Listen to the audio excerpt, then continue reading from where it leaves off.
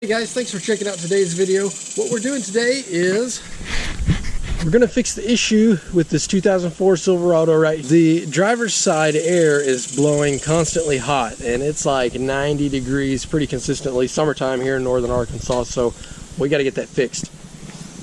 So over here, hiding amongst all my crap, got a package from Amazon. So whenever I discovered the issue, basically 30 bucks, and 2 days later, thanks to Amazon Prime, I got the piece that we need to fix this. So I'm going to show you exactly how to do that today. So if your truck is blowing hot or cold to the extreme on the driver's side, this is the part that you need to fix the issue right here. And I've actually already taken out the old piece, but it's super easy. Basically, you need, and I've got all the screws in the cigarette lighter here. Let me empty them all out. Here on the floor, you're going to need a 7/32 and a 7mm. So just because we're out here and it's convenient in the truck, I'm going to go ahead and open up the part. And we've got it right here from AA Ignition. I'm going to leave a link down in the description to this exact part on Amazon. So if you guys decide that you want to replace this, it helps support the video monetarily, which helps support this build, so I certainly appreciate that, guys. You can see it's got a lifetime warranty. I ended up landing on this one because the OEM one was over twice as expensive, and from what I could tell from reading the reviews on this was every bit as good, if not better, because it's a fairly common issue on these trucks. And what this is right here is the driver blend door actuator. And all it has in here is basically a few gears and a motherboard that helps control where you toggle it. And then based off that, it changes this gear position in here to open and close that blend door. You can see it's got a plug on the bottom right here. So this is what we're replacing today. I'm going to show you how to do it. Passenger side of the truck, you are going to take your 7/32 and this lower kick panel that's up here, you're going to take all the screws out. Now, like I said, I've already done some of this, but I'll do kind of the reverse procedure so you can see what we're doing. But there's just a few screws, kind of follow it all the way around here. You'll feel, because they're recessed in here, and you basically pull them out all the way over here. So what I did temporarily as a stop gap to fix it is position that gear selector where I wanted it. So now it only blows cold.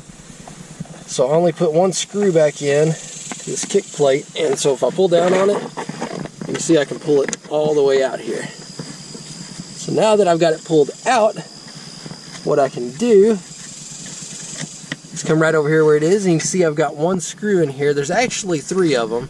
I've got one screw holding it in right here. As you can see, I think there's supposed to be 3 of them. Mine only had 2 on it, but there's 1, 2, 3 that are holding it in. So you're going to take your 7mm socket and undo those. Just kind of feel around until you find it and undo it. Oh, and you're also going to want to unplug the plug that's in it. It's kind of facing the front side here. It's just a little clip on the back. You push that clip out and you can see it releases, pulls down. It's probably not a bad idea to take the battery off of your vehicle. Got all 3 screws out, and this guy unplugged. It basically just pulls straight down and out, just like so. So this is my old one here, and one thing that may be a little tricky is you're going to have trouble lining this up at first, because you can see this notch is turned that way, where this one is pretty close for the most part. But basically where that little peg sits down in there, all you got to do is grab it and turn it enough to where it'll line up, straighten itself up, and then once you get it straightened up, pushed back up in there, you can start fastening in your screws, all 3 of them. Alright, so once you got all 3 screws in for the blend door actuator, which I'm not going to lie, this one up here on the hump right here in the driver's side, that goes over to the driver's side, is a pain to reach. I'm not going to lie to you guys, but once you get them all 3 in, it's not bad. Then, if I hadn't mentioned it already, you might go ahead and unplug your battery, but I'm going to go ahead and plug the clip in here. Just any time you're messing with electrical and unplugging things, it's never a bad idea. So I got it plugged in. Now I'm just going to push this kick panel back up in place. It takes a little bit of doing to line it back up where it's going to go, but basically just follow your screw holes and screw it back up. Alright, so I got it fastened back up. There's basically a bolt right here on the passenger side. There's another one right back here, further back, more where your feet would sit up here. And then one on the hump that's kind of a pain. But those are the only three that I took out to get this kick plate down. There's a fourth one over there if you want the full kick plate to come out, but I was able to bend it back enough to get that done. So, literally fasten those back up. I'm maybe in this project, by the time you tore it apart, put it back together, maybe 20 minutes. So, and that's all I needed right here were my sockets, an actuator. And so now, alright, so now, let's see if this resolved our issue or not. So let's go around to the driver's side, hop in, start it up, and see how it is.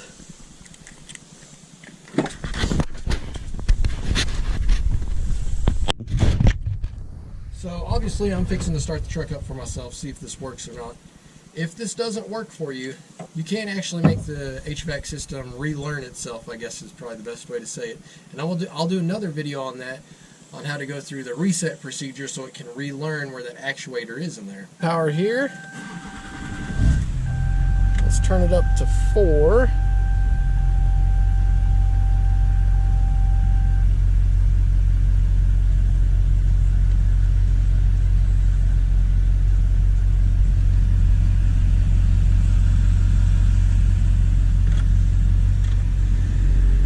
There we go. Right now it's blowing nice and cold. I'm going to flip it over to hot. Perfect. We got hot air. Back to cold. And we're cold again. We are working, guys. Perfect. Well, for 30 bucks and 20 minutes of my time, that's a no-brainer right there. Guys, you can do this too if you've got basic hand tools, a socket set there. This is a very easy job, just like what I showed you there. You've got basically 4 screws, 3 if you only want to take them out, to the kick plate, and then the actual actuator piece that was down there, you just got 3 screws to it. They're a little tough to get to, but take your time. I mean, can't imagine it taking you more than 30, 40 minutes tops, even if you have trouble with those screws. But like I said, I'm going to leave a link down below for you guys to an actuator that I ended up purchasing. It was somewhere between 27 and 30 bucks, just depends on the time of year you're looking at it. So if this video helped you out, guys, consider using that link. Like I say, it helps continue this build on this truck here, so I certainly appreciate it. And for those of you that it may have not fixed, I'm going to go through that relearn procedure for the HVAC system in another video, so I'll leave a link down below to that as well. Guys, thanks for checking out the video, and hope you can stay hot or cool whatever season it is by replacing this driver's side actuator. Until next time, take care.